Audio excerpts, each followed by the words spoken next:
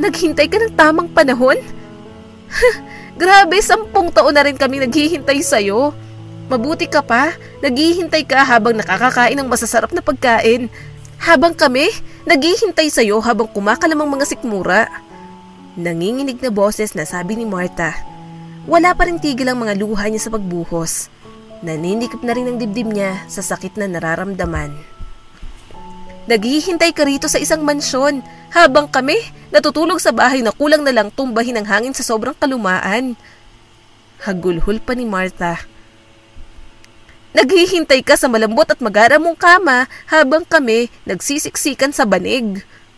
Wala na ring tigil sa pag-iyak si Olivia habang tahimik lang itong nakikinig kay Martha. Wala kang karapatang umiyak. Duro ni Martha rito. 10 taon kong tiniis ang lahat. Walang araw at gabi na hindi kami natutulog ng hindi takot.